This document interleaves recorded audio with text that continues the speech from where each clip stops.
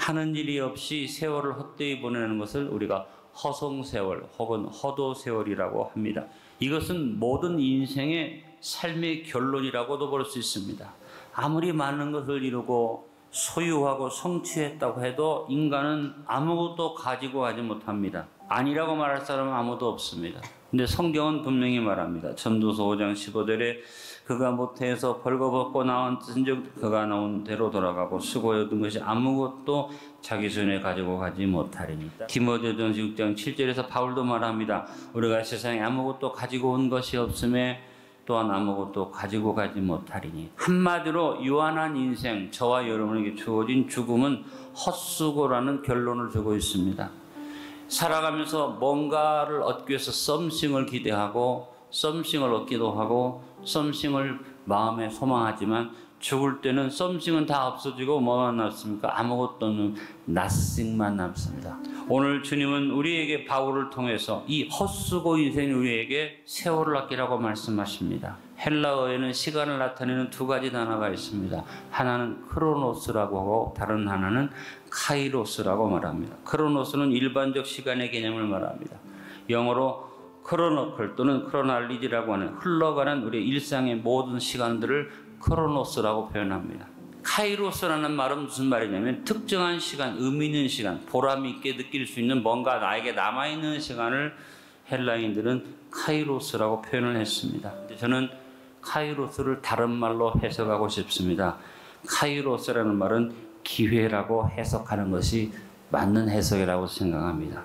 세월을 아끼라. 주님이 흘러가는 크로노스의 시간들을 놓고 세월을 아끼라고 말씀하신 것은 이 흘러가는 시간들 속에서 하나님이 기억하시고 하나님이 인정하시는 특별한 카이로스적 시간을 만들어라. 바로 천국에 보장되고 쌓여지는 시간으로 만들라는 말씀인 것입니다.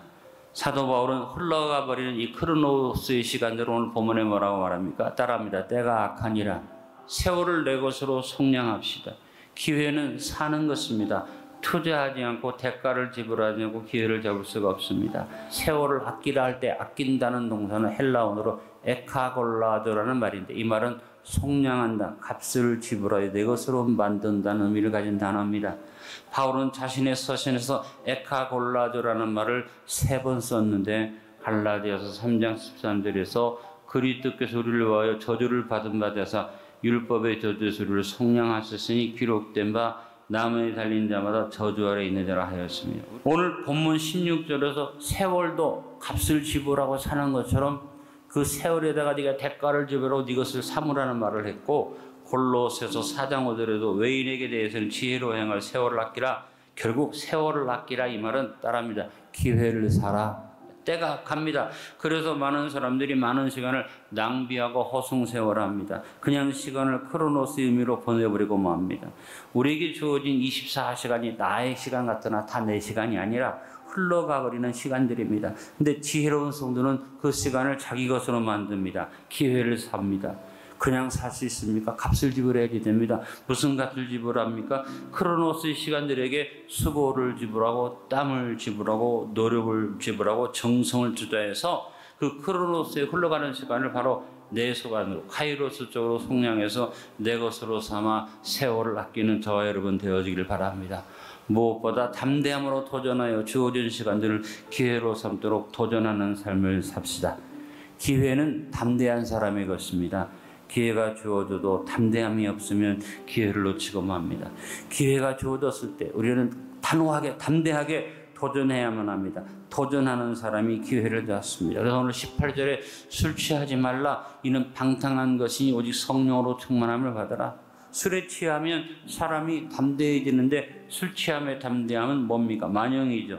그냥 헛된 용기를 부립니다. 그러나 성령 충만 받으면 진정한 담대함이 주어집니다. 어떤 장애도 장애로 보이지 아니하고 문제도 문제로 보이지 아니하므로 힘차게 도전하게 됩니다. 성령 충만 받기 전에 예수님의 제자들의 모습과 성령 충만 받은 다음에 제자들의 모습을 비교해 보면 성령 충만 받기 전에는 담대함이 없었지만 성령 충만 받은 다음에 담대했습니다. 술 취한다는 것은 바로 세상에 취하는 것을 말합니다. 돈에 취해도 사람이 무모해지고 권수에 취하면 자기가 하나님처럼 착각을 하고 지식에 취하면 오만하여집니다. 그러나 성령 충만하면 진정한 담대함을 얻고 그 속에서 시간을 내 것으로 만드는 지혜를 얻게 될 줄로 믿습니다. 흘러가 버리는 크로노스의 시간들을 기회로 삼고 수고와 땀과 노력과 정성을 투자하여 카이로스의 시간으로 성령하여 내 것으로 삼아 세월을 아끼며 삽시다. 성령 충만하여 담대함으로 복음을 전하고 구원의 기회를 사는 증인들이 됩시다. 기회는 혼자 얻는 것이 아닙니다. 오늘 19절에 말합니다. 시와 찬송과 신령한 노래들로 서로 화답하며 너의 마음으로 주께 노래하며 찬송하며 화답하며 21절에 그리스도를 경외함으로 피차 복종하라. 하나님 우리에게 시간이라는 기회를 주시는 것을 흘러가는 시간 속에 이기적으로 나만 위하여 살지 말고 더불어서서 사십시오. 미워하고 반목하는 사람한테는 기회가 오지 않죠. 섬기는 사람에게 기회가 주어집니다. 선을 행할 때마다 기회가 주어질 때마다 기회를 놓치지 마십시오.